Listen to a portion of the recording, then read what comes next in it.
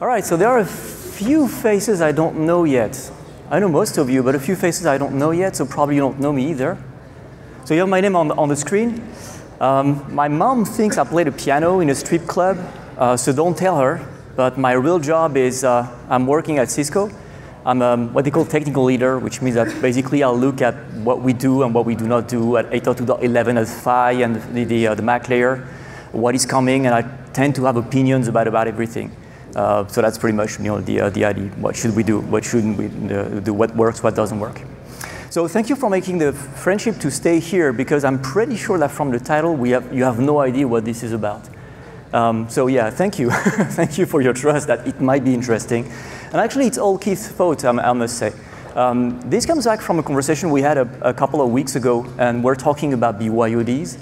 And he was saying, everything you can share about experience or experiments you've done with BYODs is welcome, because that's something we use all the time. We all have these things, and we all have them in the networks.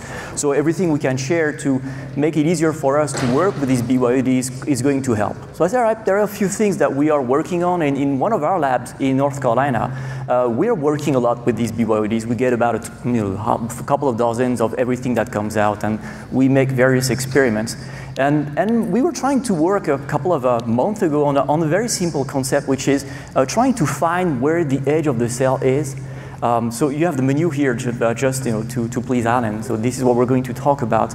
And the idea was to say, we've been talking about this today and yesterday, right? UC mentioned that as well. You go, Peter was saying he goes with his laptop, a BYOD next to it, and he tries to see on the laptop what the BYOD is supposed to see. But we know it's not the same, because the physical characteristics of these things are different from the physical characteristics of your Ekahau card or anything else you may be using in your laptop to go along with the BYOD. So I was trying to say, how do I know when this thing is going to be about to drop from the cell and roam elsewhere?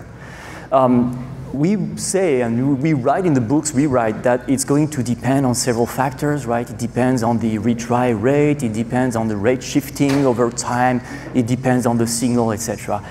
We write that, but it's not really true. That's what we tell students for exam, but it's not true for BYODs, it's true for laptops.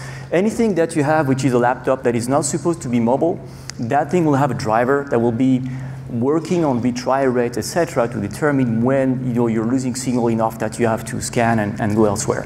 When you take these things, as Chuck was saying yesterday and Peter this morning, they want to conserve battery.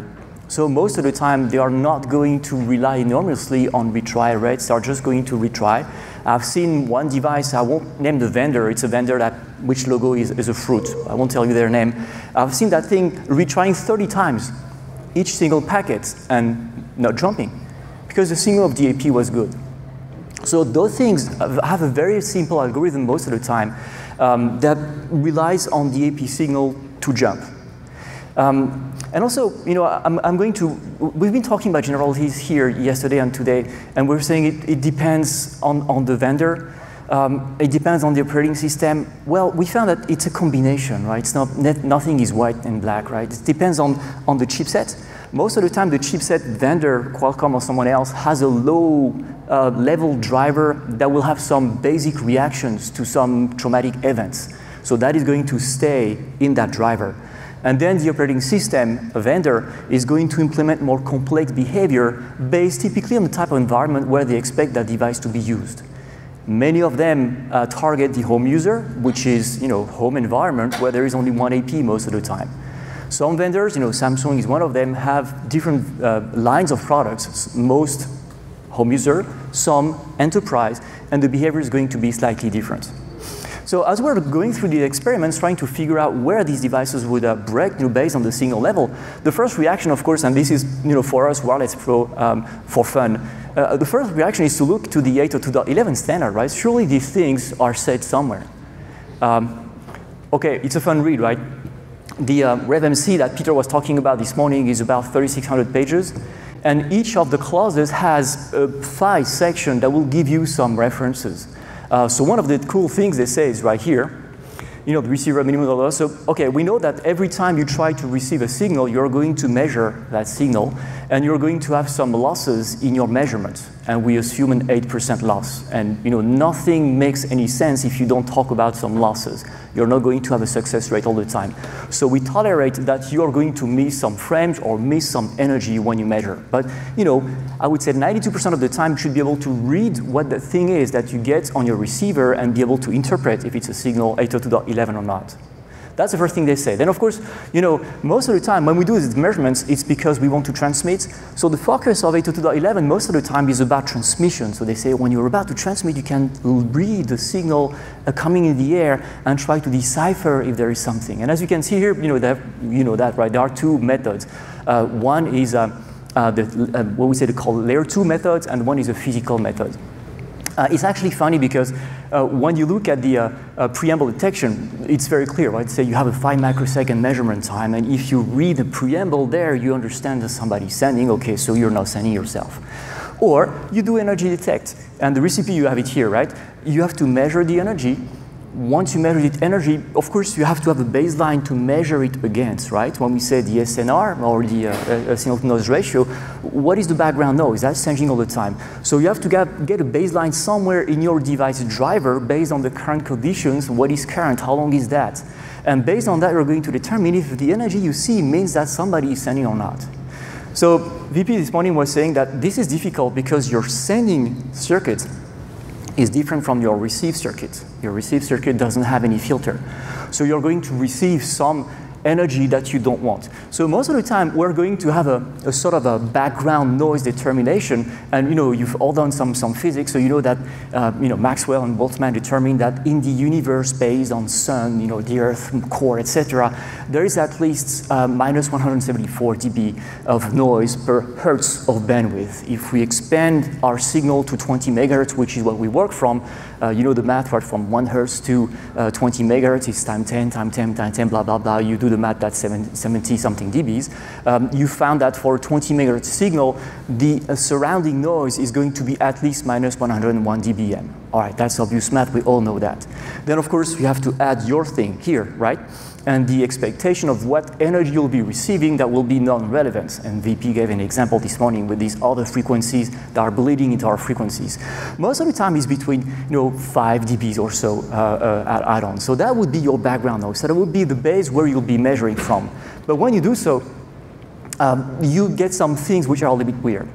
It's so weird that if you look at 802.11, and we did that for the RevMC that we're doing this year, they have different values, of course, for layer 2 or layer 1 method. But what is funny is that if you look at some of them, there is not even a reference. You see this minus 76 dBm? Signal, they say. Signal, what is signal? What does that mean? And it's funny that that's 11N, right? So it's been there for a couple of years, and there is not even a reference. So that tells us that this method is actually nice to define on the paper, but it's not that absolute that we're going to really use it. By the way, there is 20 dB, you see the difference between the two methods, and most of the time it's because we understand that your circuit is going to be more noisy than 5 dB. It's going to be a lot more than that. So that makes that you can't really use that table in 802.11 to measure the amount of sensitivity that the thing will have. That is to say, the spot where you'll be losing signal from the APM will be dropping elsewhere. Especially as when you look at measuring signal, we could spend hours on that. How do you measure a signal? These devices are made to recognize an 802.11 preamble, not measure energy. So I would give you these two to capture at the bottom, just to say, if you compare these two captures, which one has more energy in it? Well, it depends on how you measure. If you have a wide measurement and you accumulate over time, you get more maybe on the left than if you have a narrow 20 megahertz wide channel determination that is precisely centered on your signal. What is your sampling? In what time domain? In what frequency domain? How do you accumulate this energy? There is no real rule in 802.11, which means that it may be changing from one device to the other. So it's very difficult to use. All right, so it means that the MAC system is better. Most of the time, we still use the physical system. Why? Because it's cheaper. Because when you do this 5 microsecond thing, you have to listen to the preamble. That means you have to bring the system to the DSP system. You have to demodulate, right? Recognize it's a preamble. Whereas if you just do energy detect, which we are very bad at doing, it's still cheaper in terms of battery consumption. So most of them tend to do this bad method. All right, so 802.11 is not the answer. So as we are trying to play with this, we said, okay, so how do we find where these devices drop? Is there a way that this device could tell me I am about to drop? And we found one funny thing, which I mean, it's not a big discovery, but it's about probing. We're saying they tend not to probe. So we started looking at where these devices probe. And we found that they do not probe the same way depending on what you're doing on them and depending on how they see the environment. And this is what I wanted to share with you today. Just some funny measurement we've done over maybe 150 different types of phones. Again, we pretty much get everything that comes on the market and we measure it. So it's a fun time. And so the behavior is consistent. I'm going to give you a couple of examples, actually 3, just to give you a sort of a comparison of how things work from one vendor to the other and from one type of stack to the other. Okay, so basically that device, as soon as it's close to the access point, will tend not to probe too much to save on battery. As soon as it will think that the signal from the access point degrades enough, it's going to turn into panic mode and it's going to probe. Okay? That is kind of obvious. The question is, at what threshold and what is the behavior change? So most of the graphs I'm going to show you here, so Alan is not in the room anymore, but I want to say this is to me both brains, right? I have a tear of joy whenever I see those graphs. I hope that you do too, right? It's very emotional when I see those. Does that work? Not too much, right? All right. So most of the graphs I'm showing you are, I didn't write my tools because there is Excel that does it for me and it's free. They show a timeline where I'm capturing something, and the vertical axis is the interval between one probe request and the next one. So if you take the example of this is on Samsung S5, if I recall, on the table, not far from an access point, doesn't matter actually because it's not associated. You see that timeline horizontal is the time, and you see the dots are when that thing is sending a probe request. So you see that it goes into a sort of a napping mode where it sends probe requests pretty much every 100 and something seconds. And then there is a sort of secondary survival algorithm based on the driver inside, that's 442 by the way on Android, that's going to send sometimes another probe. We're talking about attacks about directional probes. Most of these probes are going to be broadcast. Systems evolve, so they do not unicast anymore. They broadcast most of them. So that's this device idle. Now, if I start to associate to an access point, things change. My device is still on my table here, right? Still doesn't move. My AP may be like 10 feet away or something. I'm associated now. So the AP signal is pretty good. There is no one. It's an empty room. It's a safe place, right? So there is no BSS issue. There is no neighboring access point. It's quiet. And you see suddenly the probing pattern changes. And basically, it goes to a sort of a slower mode because it's not trying to discover something to jump to anymore. It's just sitting there doing nothing. It's happy because it's receiving the beacons from the AP. Every time there is an application that needs to access the network, it's going to try to verify that the AP is there. So there is some variation in the behavior. But you see, it's going to a slower, steady mode simply because the signal received is nice. I'm idle, right? So I'm not doing anything special on the phone. It's just the automatic update things that sometimes trigger something. If you sniff to traffic, you see there is almost no traffic, some queries coming from the phone. So that is interesting as well because that shows that basically the probe is based on the AP signal. It's not based on a unicast packet, right? It changes based on the AP signal and the need for the device to update something. Now, let me walk back and forth. Again, the AP is not very far, but I'm just pacing back and forth in the room, which means that my AP signal is going to degrade at some point a little bit, but not to the point that it's going to get poor. Andrew was mentioning the minus 67 edge. All right. Without going there, my signal stays good. It stays between minus something 30 close to the access point to minus 55, 60 when I'm away from the access point. And you see that the pattern changes. I am associated, right? I am not sending any traffic.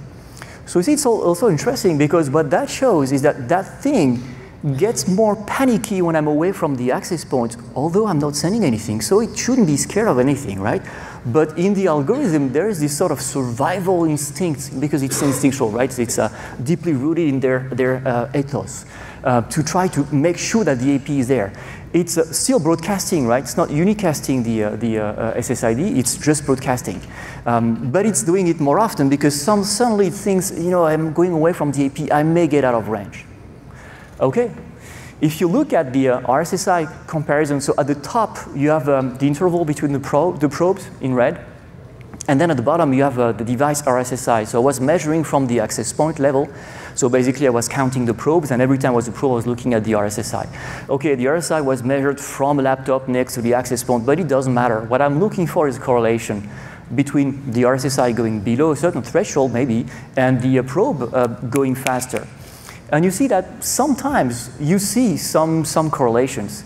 The one I'm very interested by is the first one, when suddenly it goes faster, whereas my RSSI is not that bad.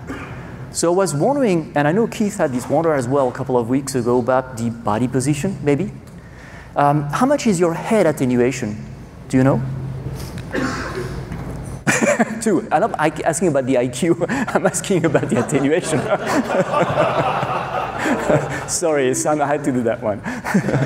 So mine is 28 dB, I know, on average. Of course, you know yours, right? My head is about 6 to 7. So I was wondering if my head or something would trigger something, but actually in that case, no, because I had a special tool which is pretty much like yours. It's actually an egg box, so you can put the phone in any position. That is sticking away from me at about, I would say, a yard and a half with a 1 meter 20 something stick. So I know my body position may have an impact, but I try to stay away from the beam. So there's something here, maybe some multipath. We'll come back on that at the end, because I wanted to throw something a bit more controversial at the end, just for the fun of sharing that with you. Okay, so I'm connected to an access point here. The AP has a good signal, and you see I'm not mobile, but I'm sending some traffic. Suddenly the pattern changes. And you see it's going sort of a weird pattern, right? Going up, then it's going down, slower, faster, but if you capture for a long time enough, you see that there is a regular pattern here. And again, that's one of the findings where we find there is a correlation between the low-end driver, the deep driver, and the operating system. Some instructions are sent to the driver to send probe request, and the driver itself is set to measure the incoming signal from the AP and probe based on that. When you combine these two, you get that kind of interesting pattern.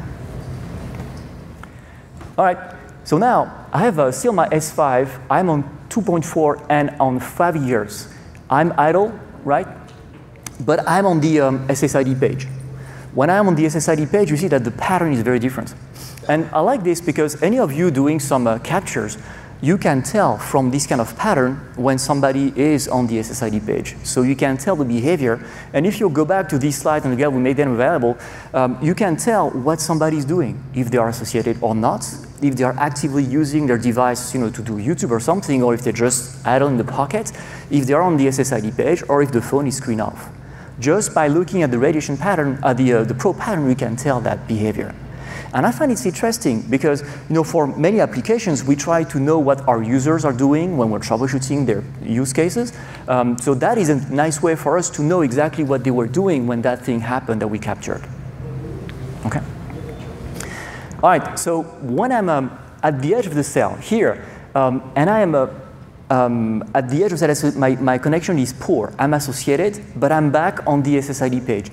You see that suddenly my probing behavior becomes a bit weird, right? At the end, I have the pattern I was expecting, my about 10-second pattern, but at the beginning, it's completely random. And the reason why is because I'm at the edge of the cell, I'm associated, but I'm not communicating, which means that my device is confused. It tried to discover, and it got consistent signal back on all channels, and then suddenly it doesn't know anymore what kind of new channel discover. And because my signal is constant from the access point, my device is kind of lost in translation. So I think it's an interesting view of the behavior where basically we get to the limits of the driver. The driver just doesn't know anymore how to behave because the AP signal is constant, but it's constantly weak. So there is a sort of give up mode for a while, which I assume, but it's my personal assumption, comes from the operating system. And then after some point, there is sort of recycling where we go back to the default Wi-Fi page cycle where we say, okay, we need to discover because basically we don't know what to do else. All right, so that's an S5. Chuck said yesterday he's all for DFS. Agree with you, Chuck. Luckily I do, right? And of course, it's not that simple. These devices we've tested, most of them, as he says, support DFS. The only downside they have is that when they scan, of course, in these frequencies, they cannot scan actively. They have to scan passively. So if you take the S5, for example, again on 442, the behavior is that it's going to scan only every few cycles the DFS bands, which means going to probe requests actively on all the frequencies, but not on DFS. And every 6, 7 cycles, depending on the brand and depending on the model, it's going to get to these DFS bands and say, all right, now I cannot scan actively, so I have to listen to what's going on. And of course, because of the 60-second thing, you know, right, we don't have to speak for 60 seconds, the old drivers would wait 60 seconds and then would hear something maybe and then jump to the next channel. The newer drivers, especially Lollipop on 5.0 and iOS 8, what they do is that they, of course, get to the channel. They do not send because they don't have the right to, but until they hear something. And if they hear something, then they send probe request, because then they understand that this traffic is OK because somebody, an access point, is sending. Again, so it depends very much on what kind of driver you're using. But you see the result for that, net result, is that in a high-density environment, spot on, right? There is no problem. You'll have all the time in the world to discover the next AP. When you are in a fast roaming situation, those DFS channels are going to be an issue, simply because you will not have, with these devices, the time to discover the next channel on DFS before you will have to roam. So when you design, take that into account. In a high-density environment, you have to use DFS because we don't have enough channels, and they make perfect sense. When you are, I don't know, in warehouse environment with people on moving vehicles that use these BYODs, be more cautious on those channels because you may have some roaming issues because of the discovery mechanism. And that discovery mechanism is going to be passive every time they roam, right? They are not going to learn from the previous time they passed there. 11K, we mentioned that this morning, helps somehow. But still, there is this regulation for DFS that will prevent them from actively using the network until they hear something. So we are going to necessarily slow down the roaming. So that's the S5. It gets, of course, a bit ugly when you get at the edge of the cell. And we found Jerome, that there is a... Just a question. Oh, I'm sorry. Yes, Keith. When you say they have to wait until they hear something on a DFS channel, wouldn't the AP on the DFS channel have at least at a 1/10 of a second have another beacon coming out that would trigger that? Absolutely, yes. So you're saying during that probe window, they'll get off because it's less than a 1/10 of a second? Yes, exactly. So what Keith is saying is that the older drivers, so if you look at iOS 7, for example, or the 442 on Android, they would get on the DFS channel and they would wait there 60 seconds. They would just do, you know, the DFS verification for 60 seconds. The newer code, so Lollipop and iOS 8, they go there, and of course, because the AP is going to beacon every 10 times per second, as soon as they hear the AP beacon, they say, okay, so I'm allowed to send. So not only will register the access point signal, but it will also pro-broadcast to get if there isn't somebody else than this one AP they heard. So you save a lot of cycles there in this new code. But everything older is going to wait the 60 seconds, regardless of the AP beaconing or not. They will say, oh, there is this rule where thou shalt not use the channel for 60 seconds when you first get there, so I'm doing that. So of course, the newer algorithm is a lot better. So it depends very much again on what you have in your network. So back to the S5 behavior, we found that this change of behavior is triggered based on the SNR.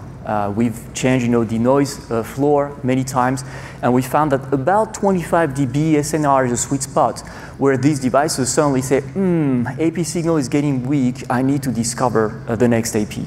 So when you move away from your AP, if you're just recording what's going on, and then you count where you are in time, you will see a phase where suddenly the rhythm of probe request is going to increase. When you see that, you know that these devices see the access point at 25 dB. So that's an interesting spot for you to drop, because again, your laptop may tell you signal is okay, may tell you that you're still close, that you can still see the -67, etc. But from this device standpoint, you will know you are at the edge of 25 dB where the device thinks it has to roam, so it has to discover the next AP. So that allows you to draw a line in the sand and say, this is my 25 dB edge. Okay, so that's an example with the Samsung S5. If I take another one, iPhone, anybody has iPhones here? Okay, all right. What? Okay, iPhone 5. It's a tricky one, this one, not because of being an iPhone 5, but because we have iOS 7 and iOS 8, and there is a big change in behavior between the two. Just to mention about the physical characteristics of the antenna, you see it on the side. I'll come back on this PFA type of antenna because to me, there's a lot of fun there about device position that plays. But if you look at this phone, you see that the performance of the antenna is very different depending on which frequency you're in. And we also know that the power of the AP is going to be different depending on where you are. So the measurements are going to be a fine combination between what you know the AP power is supposed to be when you set the AP via any RM or RN, however you call it, system, and what the device sensitivity is going to be in those frequencies. So you see, for example, in the DFS frequency, the iPhone 5 was pretty weaker than in the Uni 1 frequency. So that is going to play a role in where this device is going to see some edge of the access point. Okay, so that's the spec of the iPhone 5. Same stuff, 0 AP, you're not connecting, you're sleeping. You see the behavior is different. Here it's iOS 7. So I like to mention that because you see it's probing some profiles that you have in the phone. Highly insecure, that's why we had those attacks brought on a couple of years ago. Today in iOS 8, they are going to probe broadcast because they know very well that this is dangerous. But in iOS 7, they were doing that, probing all the profiles they had in a burst and then sleeping for a while and then probing in a burst. Very inefficient as well in terms of driver, right? Because you would be consuming one probe request and maybe response for every single profile you had. Very inefficient. But that was the sort of baseline. It's nice to have a baseline where you test the device, and I'm sharing all this so that when you do your test, you may have a sort of comparison framework ID to work from. Having a baseline to work from when the device is clean, close to DAP, not associated, etc., is a nice way for you to get a sort of reference value to start from to try to understand what happens when you move away from the access point. Okay. So now I'm not connecting anymore, and I'm showing you this slide because the behavior on the iOS devices changes dramatically depending on if the screen is off or if the screen is on. Regardless of you fiddling with the interface or not, if the screen is on, the pattern is going to change slightly because the thing is somehow expecting you to try to do something and it's not falling into sleep mode, which is sort of a slow dozing mode that we have when the screen is off. Of course, as Chuck and Peter were mentioning this morning, there is the iOS 8 private MAC address thing that plays. So here again, the behavior is different depending on if the screen is on or screen is off. So there is a big difference for Apple devices. So if you work with those, try to test various type of configurations screen-wise because it's going to change the probing behavior.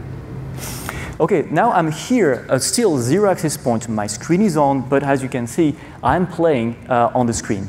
Playing means I'm going around, clicking Office application. I'm not trying specifically to go anywhere because I'm not network-wise, because I'm not associated anywhere, right? But I'm just turning around applications. Sometimes I do open applications that have some network requirements, some technical applications like Angry Bird, Heyday, all these working applications that we use on those phones, but I'm not connected, so that application cannot sync me, but it's still trying. So you see the pattern is going to change based on what the application sees that I'm doing. Although I'm not associated, there is sort of a stack order is being given down to the 802.11 layer to say, hey, probe, because I need to send packets out, just I need to sync to a server.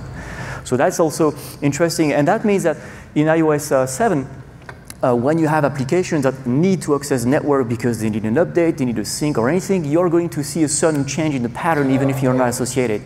So that makes that there is sort of pollution in all iOS devices in the probe rhythm due to these applications that randomly hit a timer and boom, try to get something from the network, although you're not doing anything on the network. So expect that kind of pollution, which means that you have to capture for a long time to get a baseline that is clean enough that you can drop out all these pollutions from these synchronization events.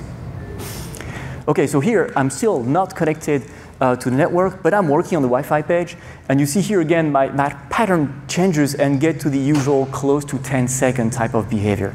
So that is interesting because it's very common to all these devices. They have this refresh cycle, about 8, 10, 11, 12 seconds depending on the operating system and the version. So you know that when you have this kind of rhythm, people are on the Wi-Fi page. Of course, usually people do not stay for 5 hours on the Wi-Fi page to get a baseline. Well, most people do not, but you can tell boom, boom, boom, a couple of those they are trying to get the network they're trying to associate to, they don't see it or something, but you see that they are on the Wi-Fi page trying to do something work, or maybe work on the profile or something. Okay, so now I'm connecting to one AP. I'm not mobile, and I'm on the SSID page. The behavior doesn't change. It's still probing with the same interval. Let's make it a little bit more interesting and try to move around. This is going to change depending on if you're using iOS 7 or iOS 8. iOS 7 has this sort of a probing behavior which is in the background, where it tries to probe the broadcast every half hour, and then it tries to probe the unicast profiles on the different rhythm. So you see that combination. The unicast the unicast probing disappears in iOS 8, and we go back only to broadcast. So if you compare these two, you'll see in iOS 8 that you don't see profiling probing that you are seeing in iOS 7, and that's normal. That's more secure. All right, now I have one AP. What I do is that I'm not moving for a while. So I am, communicating, and I'm not moving for a while. Then suddenly I start to move. So what you see at the bottom is the SNR value, and of course the timeline as it goes. So you see for a while my signal is stable from the access point, and then suddenly I start moving back and forth. So my SNR is going back and forth. And what I was trying to look here is when this device is going to start probing, based on the AP signal. What I would expect is that when the AP signal goes low, below a certain threshold, my device suddenly would send a probe request. And we see the same thing, all the vendors see the same thing. The behavior is not as obvious as you would expect it. There are some times where the SSID signal is pretty low, and the device is probing fine. Sometimes our SSI gets really low, and we stay there for a while, and then as we start going back up, suddenly the device says, ooh, I need to probe, and he probes at that time. So the behavior doesn't seem to be consistent. And the reason why is not only because of the 4 dB measurement issue. When you measure value, your device, basically no device is really built to measure exactly the RSSI SNR. So we say there is always a 4 dB variation from one signal to the next. In other words, you take two phones exactly identical, put them exactly at the same spot, measure the same signal, you may see a 4 dB variation just because of the make of the chip and the imperfection of the receiver, regardless of the environment changing. So that is one reason why UC was saying yesterday they tried to have these profiles in a Kahao, and they gave up because it's kind of complex. What is the right value for this device? Well, it changes from one physical device to the other in the same condition, so it's pretty hard to set. So at some point we thought that it might be due to that, but then we found it was in fact more of a correlation between the need to access the network and the signal level. So there is a variation due to what you're doing on the phone. In other words, if you're not associated, the probing behavior is more stable than if you're doing YouTube, for example, because the stack packets for the YouTube request is going to delay the probe request, regardless again of the retries. The device may be retrying again 30 times before saying, okay, give me up on that frame, but it will still try to send the next 3 frames before the following frame might be sent, which may be the probe request. So the traffic from the device is going to delay the probe request, which is one of the reasons why you may get the signal way below the threshold you would be expecting before the device actually probes. It does try to probe when it gets weak, but the time for the probe to actually be sent may be a lot longer than you would expect because precisely the network is not responsive. All right. Here again, we're trying to find with the iOS 7 a sort of a sweet spot by 25 dB. The thing is that with the iOS 7, the threshold is built differently from the Samsung. Here, there is a sort of a sliding window during which we measure the signal from the access points. And again, you have the spec and you have more information in the, I have a couple of hidden slides in the deck that you'll see in the PDF. There is a sort of sliding window in the iOS 7 where the device is going to measure the signal and average a signal value from the access point for that sliding window before deciding of what is the signal from the access point. And that's normal because, as you know, the RSSI is going to be changing from one probe to the other. You may get a couple of dB difference. I'll show you an example at the graph in a couple of minutes. So the result is that you can't now really use one single probe to decide if you're below the threshold or not. You need to wait for a certain number of probes, which may be sliding over 5 seconds, for example, before deciding if there is something really weird or not. Okay, moving to the emotional slide. I'm trying to slide that word every now and then just to get both brains working. I don't know if it works. I'm always kidding on this because I know technical presentations, we're not doing Steve Jobs job presentations, right? We are technical, so most of the time we have to speak to only one side of the brain. So anyways, in the iOS 7, there is again this difference between the probe broadcast and the unicast probe. And you see here two variations between this target SSID at the top and the broadcast SSID. And you see that the probing behavior is slightly different. I'm skipping on this one because to me it's more for reference. The more important one is when you get to iOS 7 because I guess most of you are using iOS 7. Okay. Yeah, let me skip that one so that we get more to the more interesting part. Yes, when you have multiple SSIDs, there is a difference also in behavior for the phone depending on if you have multiple SSIDs or not. And that is interesting, I found. In other words, if you have only one SSID in a dead room, right, there is RF isolation around, there is nothing that can bleed in, and you move away from the access point and you get to the edge of the cell. Below 25 dB for a certain amount of time, this device is going to start probing because it needs to basically discover network. It's going to scan all the networks and it's going to find only one AP. So it's going to go back to the scanning and find one AP. It's going to go back to scanning and find one AP. So that's one behavior. But if you have two APs now next to each other but on different channel, this phone is going to try to discover, find one AP, the one it's leaving but it's weak, and it's going to discover the next one. And there it becomes funny when you try to move that AP away. Because of course, if the AP has a good signal, then it's going to try to move to that one AP. But if you move the AP away, you'll find a threshold where this phone is confused. Because it's a kind of a probing ping-pong effect where the both systems have about the same signal level. So the AP doesn't consider there is one better than the other, but there is in the algorithm an alternative to the AP that it's leaving. So you'll find that the phone suddenly goes in a weird probing scenario where it doesn't probe well, in fact. And that is to me a very interesting finding because it means that you found that spot that you don't want to have in your design, where you have this ping-pong effect kind of zone with two APs with a weak signal. So that means that that AP is too far. You need to bring it back down. Okay, iOS 7 was, yes, please. What was that spot? Is there a signal strength or something like that? Yeah, about 25 dB, yes. So yeah. about 25 dB the same? Right, yes, yeah, about 25 dB from both phones. iOS 7, right? iOS 7. Sorry, the question was for recording, what was that spot? What was the signal level for that spot? About 25 dB. iOS 7 is different. They rewrote the stack entirely. It's interesting because they are getting into the corporate network, the enterprise network, but there are some efforts to bring the enterprise behavior into the drivers, but at the same time, you can tell that not everything is driven by this enterprise environment. So the iOS is actually built to be slightly different. I'm not sure it's entirely adapted to the enterprise environment. But basically, the iOS 8 does not scan if your signal is good. Remember, the iOS 7 was boom, boom, doing a sort of dosing scan. This one doesn't scan. It doesn't need to because the signal is good. So why would it to? So that is more efficient. Of course, if you are associated to the access point and you move away from the access point, this time we're working on the SNR anymore. We're working on the RSSI. I find that very interesting because we all know RSSI is a very interesting measurement of the signal level, but what is the noise floor? Well, in iOS 8, the noise floor, yeah, it's an enterprise environment. How do you know? Well, because that's the target of this market.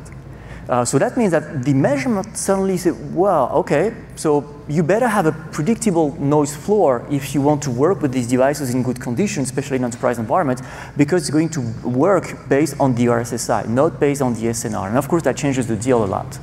And you see there is this sweet spot at minus 70 dB. And the logic of the driver, and there is, by the way, a paper that was published by Apple a couple of weeks after we started scratching this, where they say, if we get to the 70 dB limit, that's my cell edge. Why? Because at my cell edge, I'm going to try to find another AP. And that other AP has to have a signal that is 8 dB better, and if it's the case, I jump there. Why 8 dB? I told you before. Because, yeah, because. All right. Okay, so that's interesting, especially for us, right, Wireless Pro, because we know, and GT is not here, but you all know the story about 2.4 and 5 gigahertz, the cell being smaller. It's not that the cell is smaller, it's that the 2.4 gigahertz antenna being lambda divided by 2 is typically a little bit twice as large as the 5 gigahertz antenna. Therefore, you collect typically it's a bit more than twice as much energy from that antenna than on 5 gig, which means that we say typically at any point from the access point at the identical power level from the AP, you get about a 7 dB larger signal on the 2.4 than you would get on the 5 gig, typically. 7 dB. And their roaming edge is 8 dB. So that is interesting because that means that if you get to a point where your 5 gig signal is 70 dB, you move a notch and you have 1 dB margin, you may just jump to 2.4 on the same access point because that's 8 dB better, so you jump there. So that's why we say in iOS 8, it's very important in the deployment that you make a choice, 2.4 or 5 gig. If you do both, and if you have the same power levels, which means that the 5 gigs will be 7 dB less than the 2.4, then you may have this up and down jump effect. That is going, of course, to delay roaming, right? So that's the roaming algorithm as it's being written in iOS 8. Oh, by the way, this is iOS 8.0 and 8.1. I know they are thinking a lot about it because not everybody thinks it's very adapted to enterprise environments. 11K, of course, helps, right? Because you can provide information about the next cell. It doesn't prevent the device from scanning, but at least you tell the device what the next cell is supposed to be. And if you only provide 5 gig information, you might help the device roaming. Of course, if you design a network over 5 gigahertz, you might be even better because then there is no 2.4 to jump to, so that will also facilitate the discovery. Again, 11K doesn't prevent this device from scanning. It just provides more information. So the overlap is also key, right? If you reduce the power on 2.4, then you may limit this overlap 7 dBi gain on 2.4, and then you will also help this transition. Okay, so that's 8. Let's talk about something a bit more controversial for the last 10 minutes. You all said that too, right? I actually had a better image. I actually used the image of a teenage girl. Anybody has a teenage girl at home? Anybody's a dad? Some of you, all right? Okay. So for those who do not have this pleasure, let me tell you what happens. She comes back from school, right? She spent the entire day with her friend, right? BFS, as we say, best friend forever. And the first thing she does is to lock herself in a room to call her friend to say all the things that she couldn't say in 8 hours sitting at school next to her, right? That's what happens. And of course, she's on the phone, Wi-Fi phone, good old day, old time 7920, for example, Cisco. And she's talking to her friend, blah, blah, blah. And suddenly she talks about Johnny. He's so cute, right? And you know what? When we're in biology today, smile to me. And she lies down on her bed. And because she lies down on the bed, network turns, of course, and boom, she drops the signal. And that's where she burst out of the room and say, Dad, how dare you listen to my conversations? Say, what did I do? Say, well, it's when I was talking about Johnny that you cut down my call. How dare you? Say, oh no. Listen, it's polarization. Let me explain to you what happened. Doesn't work. Doesn't work. I tried many times. Doesn't work. So I used to say, no, okay, it's polarization. But the more it happens, the less this conversation cuts, from one phone to the next. So I was kind of wondering if she found the trick not to lay down, or if she lays down the first time, or if there's something else playing. And I know Keith also was playing on that stuff. And you remember, we say typically there is polarization, so vertical electric field, right? But we also talk about the ideal dipole. And all of us who work in a lab, we know all these equations where there is this theta angle, and you say if you're vertical and the receiver is vertical, you have 100% of the signal. If you rotate, there is this phi equation, cos square of phi, that makes how much you lose as you turn the antenna. And if you are 90 degrees, you receive 0, right? That's in books, right? Then we say, okay, that's the ideal dipole. Where do you see an ideal dipole in there? Right? There is no ideal dipole in there, right? Because first of all, there is no ideal dipole anymore because most of them are thick, big things. So there is always a sort of thickness. It's not perfect.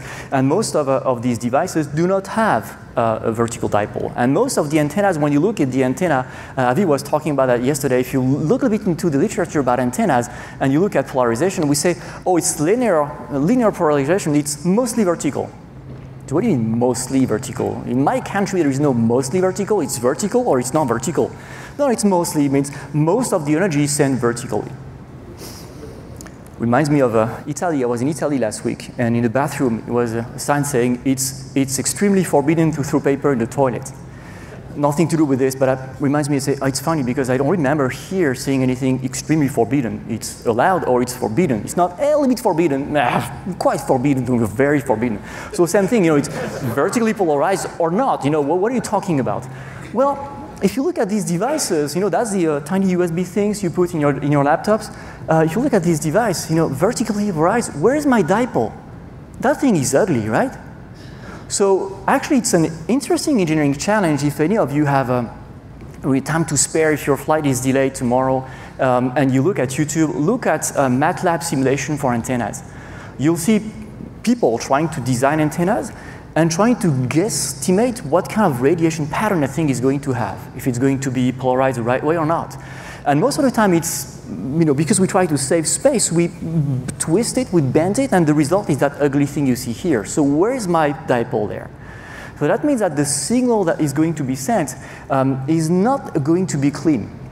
Avi was mentioning yesterday there is multiple things, cross polarization, back polarization, there is some back lobes, and there will be some components of the energy that are going to be sent in multiple ways. So that means that although you have a main beam, and we say it's linearly polarized and vertically polarized, we're talking about the main beam in front of the intended direction of the antenna.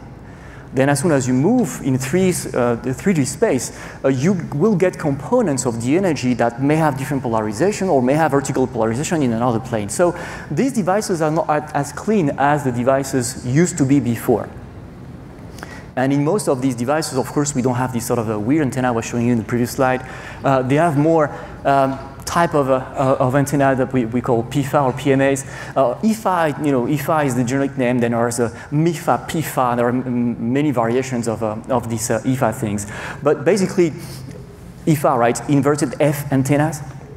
Every time I explain that to non-technical people, they say, oh, yeah. I say, yeah, I mean, they are engineers, right? If they had any imagination in naming things, they would be artists or painters. So yeah, IFA because it's inverted F, because it looks like an F that is inverted. Right, so that's IFA. And the advantage is, of course, it's, as Ali was saying, it's pretty small. It's pretty small, and actually, if you play with it, there's a lot you can do, because these guys, they have to have the 2.4, the 5 gig, but also all the cellular frequencies, right? And nothing can take the space that they have in this phone. And if you look at lambda divided by 2, it's supposed to be half the frequency. When you are in the 900 megahertz range, the antenna is starting to be huge, right? So they have to find ways of dividing the space, and of course, if you turn sideways, then you can still have the same length without taking the same physical space, because it's not a stick anymore, you bend it, and if you bend it again and again and again, then you can cheat many ways. So that's what they try to do. And again, looking at this design, if you have any time left tomorrow, you'll see that most of the time they come up with a new design that saves space, and then they try to see if it works, if it radiates the way it's supposed to radiate. So we made a couple of experiments to try to see what's going on. So we took phones, and I'm going to show you just a couple of examples, just for the fun of creating some controversy. But the results we found are consistent from one brand to the other. So this is just that kind of phone. So that kind of phone is tiny. It has, of course, a small antenna somewhere. And it's supposed to be used like this, right? Not lying down on the beds. In enterprise environment, you don't see a lot of people lying down on desks, but they do take notes, etc. So the game was to have that phone somewhere physically on one position, again in my sampling room.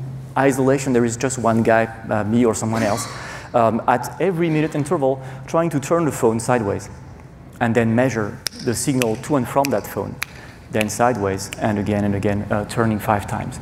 So you see that when the phone is vertical, that's the first, up to the first line, we got a pretty decent signal. Of course, it's going up and down because there is that dude moving away from the phone at the beginning. Then when you turn it sideways, the signal gets actually better. And then, of course, if you reverse it, well, then it's not good anymore.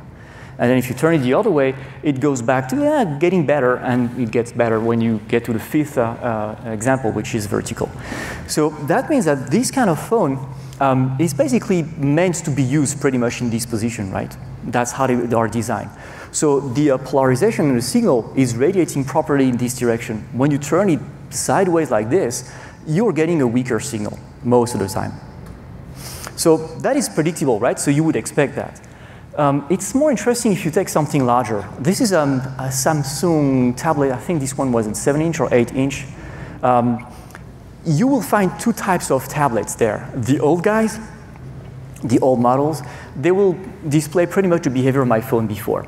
The new guys, again, Samsung S7 as an example, you see it's interesting. Initially, the signal is not very good. Then you turn it, it gets better, and then as you turn it doesn't care anymore. It stays there. Isn't that weird, right? You would expect that at some point the polarization would be just off and it would do something, right? It would just lose some dBs. Okay, hold that thought. Let me get something even larger. This is a 10-inch. I think this captures the Surface Pro 3. If you take an old iPad, you will see again the first behavior, the one of the phone, where it just goes wrong as you turn the phone. When you take the newer guys, these guys, when you turn these devices, you see they just don't care. Well, of course, there is a small drop when the dude touches the phone, you do that, because most of the time you're changing the grounding, right, just because of touching the body. But then, apart from that, signal doesn't change. Rings a bell, Keith, right? So, of course, the question is why? Why does that happen? Because polarization should be there, right? There is this weird effect of the antennas, we know. That's one thing. The other thing we know is that everybody probably here in this room knows that in 2009 there was a patent that was released by a guy who said, you know, when you turn your phone, the screen turns? Everybody has that? When you turn your iPad sideways, the screen turns? Why don't we use the same detector to change the antenna polarization? Most of them are sort of PMAs, or they are these flat antennas. Think a patch, you know, with a feed electric line that's going to radiate signal out. Well, what we simply do is that when you turn the phone, when you turn the tablet, if it's large enough and you expect it to be turned, then the same thing that turns your screen is simply going to change the feed from that side to that side. When you turn it again, it goes back to vertical. So basically, polarization, boom, changes as you switch the tablet. So that was 2009, so it's widely used in the industry today because it can be applied to these flat antennas. So that's why there is no much of a change in these larger devices that we expect to turn. But these smaller devices that we do not expect to turn, those, of course, are going to suffer from this change of position. Did anybody in the room know that? Did anybody in the room know that? No. 2009, what were you doing on 2009? Jerome, you rock. Well, I didn't invent that. I just stole the idea. I did a last funny experiment, just for fun. It's a multipath, and you know this measurement in probability. So I was, again, I was 2 weeks ago, I was in a convention in Atlanta, and I was coming from a stupid time zone, so it was pretty late at night, and I found somebody who had a sort of a mechanic system where I could pull some strings. So I did an experiment. It was at a conference center. It was in a hallway. It was pretty quiet. Nobody was there. I was on the table. I put an access point and took a measurement from below the table. I had my laptop just below. So the only guy in the room is me, and I promised I didn't breathe for the 5 minutes that the capture was taken, so that not to impact too much. So you see, of course, we have this 4 dB variation of the signal, which we'll all expect, no big deal. So then what I did is that I had a string attached to the access point that would allow the access point to move on an axis of about 12 inches, 30 centimeters. And what I would try to do is to simply change my AP position. Why would I do that in the middle of the night? Because I was trying to see what would happen when you have a slight change in the position of your device. And of course, if you move the antenna, the access point, or if you move the device and move one or the other, you have the same effect. So I was not trying to move the environment, but trying to move something. And I thought if I was moving the laptop, I might have an impact by touching it or getting close or something. So I found this tie system where I could just move the access points, and that's the next capture. The AP is moving just 12 inches. And you see my change in my RSSI just 1 meter below, right, is 10 dB at least. Do we love multipath or not? So you see, that means that any change in your position can have a dramatic effect on the signal as well. So that's why I'm saying, this first artifact I was showing you 50 slides ago with my body position could just be that small move, and that would be enough to have a change in the radiation pattern that would create this 10 dB difference.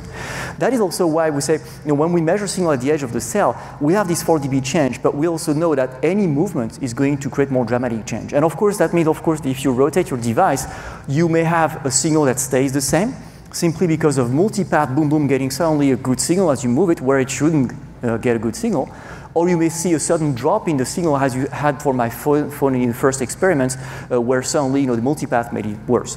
So there is this delta of 10 dB. Here is 30 inches. I try to move it more or less, and of course you get different values as you move. But that means that multipath can work against us or can work for us. And as you know, and that will be my conclusion, is that the 11N and 11AC radios are designed to be a lot more robust against multipath, precisely because we try to receive more than one spatial stream, which means that the circuit before the DSP that is going to try to establish the state of the channel is a lot more efficient than we had in the G, B, and A times, which means that even if you have a signal that is weakened by multipath, but of course it's going to get to you at a different angle, as you move your phone, you may get enough of that signal for this receiver at the DSP level to establish from the guide that this is the right polarization to use, and is going to make use of that signal to perfectly get a signal that you think you shouldn't get because you are supposed to drop 20 dB. That's good, because that means that 11AC and 11N devices are a lot more robust than the old guys when you get at the edge of the cell. All right, I hope this was useful for you. I'll share that with you so you can play with that at your free time. Thank you.